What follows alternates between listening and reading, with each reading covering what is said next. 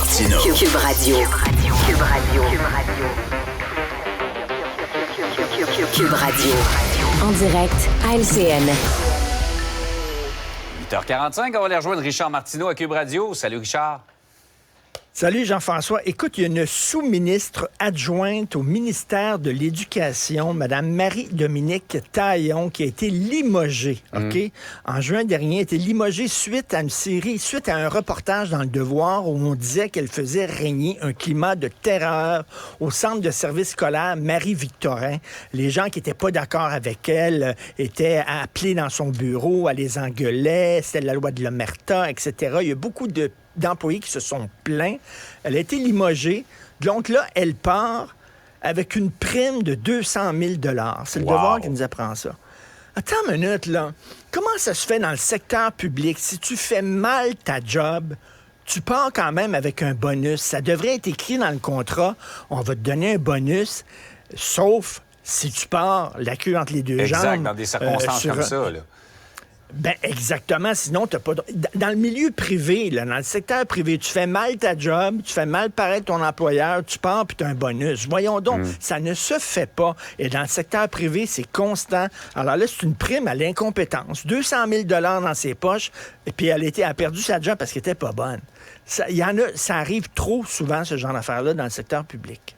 Je comprends. On va rester en éducation, justement, parce que là, la population est derrière les enseignants qui ont été dans la rue cette semaine, d'autres de la FAE qui commencent aujourd'hui. Et Richard, on parle beaucoup de ratio dans les classes, de composition des classes, d'aide aux élèves en difficulté, mais tu fais remarquer ce matin que c'est pas ça le plus gros problème de notre système d'éducation. Ben exactement. Écoute, parce que je vais te parler d'une entrevue que j'ai faite hier à Cube Radio avec une enseignante qui est née en Colombie. Elle est colombienne. Okay. Elle a enseigné, elle, en Europe, dans certains pays en Europe. Elle a enseigné au Nouveau-Brunswick et maintenant, elle vit au Québec.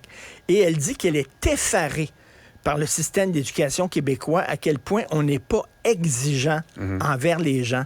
Elle dit, moi, je vois là, des élèves qui ont 20 ans, 18 ans, qui ne savent pas identifier Montréal sur une carte géographique. Puis elle me dit, regardez, là, les fameux Vox Pop de Guy Nantel. Oh, oui. Guy Nantel fait des Vox Pop à côté du Collège Dawson, à côté de l'UQAM. Interviewe pas monsieur, madame, tout le monde, mais il interviewe des étudiants en éducation, des étudiants en sciences politiques. Ils sont pas capables de dire où est le Québec sur une carte géographique, tout ça. Et elle dit, vraiment, c'est ça le problème. Parce que je comprends, là, les salaires, oui. Il faut qu'ils soient mieux payés. L'organisation des classes, oui. Mais elle dit, le gros problème du système d'éducation au Québec, puis là, je te sortirai pas le limbo, là, parce que je l'ai trop fait, mais c'est qu'on baisse trop la barre, on n'est pas assez exigeant. C'est un système d'éducation, on laisse passer des gens, tu sais, il y a des gens qui se retrouvent à l'université qui savent même pas lire et écrire quasiment, là. Comment ça se fait qu'ils se sont rendus là? Et des gens qui étudient en éducation pour être professeurs, qui sont pas capables de maîtriser leur propre langue. Puis elle a dit que dans ses voyages, puis elle a enseigné un peu partout. Elle n'a jamais vu un système aussi déficient que le système québécois. Donc, c'est correct, là. On va régler, j'espère, à un moment donné, avant Noël, ces questions-là. Organisation de classe, salaire. Mais après ça, il va falloir s'asseoir puis dire comment ça se fait qu'on a créé des cancres comme ça? Des gens qui devraient avoir plus de connaissances à leur âge et qui n'en ont pas. C'est quoi le problème avec le système d'éducation au Québec? Et ça, ben, c'est pas la grève qui va régler ça, là, malheureusement. Oui, c'est absolument fondamental.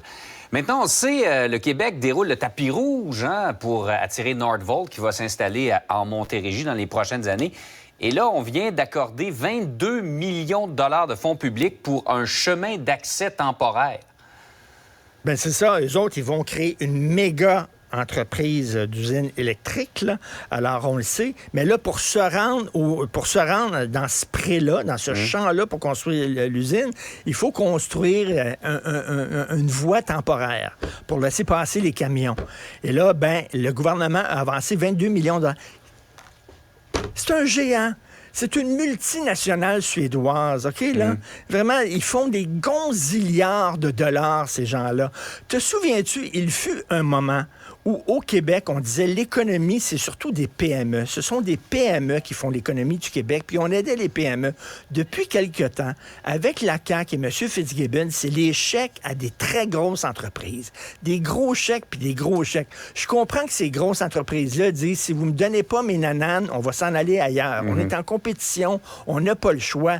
Mais tu sais, de voir qu'on aide tout le temps, je veux dire, s'ils font autant d'argent, s'ils croient autant à leur projet, s'ils disent on va faire énormément de cash au Québec, nous autres, que le 22 millions, Christy, pour leur chemin, c'est de l'argent de qu'ils poche. le dépensent eux-mêmes, c'est de l'argent de poche, comme on dit, c'est du screening pour eux autres, là, littéralement. Là. Et comment ça se fait qu'on a donné déjà 1 milliard de dollars, là, on va donner 22 millions de dollars. On est tout le temps en train de signer des chèques pour ces grosses entreprises-là, pour les attirer ici chez nous. Après ça, on dit, regardez, ils aiment le Québec, ils viennent ici. Ben oui, mais t'es payé, tu as des amis, oui, mais des amis, tu les as payés pour qu'ils soient avec toi. Voyons exact. donc.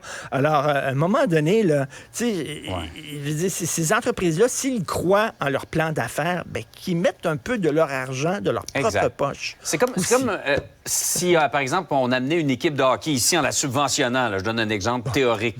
Ben non. Ben jamais on ferait ça, voyons donc. Les propriétaires d'équipes de hockey sont multimilliardaires. Ben oui. Jamais on ferait ça. Ben Et ça va coller longtemps au gouvernement. Vraiment. C'est sûr. Hey, Richard, passe une belle journée. Salut, bonne... Restez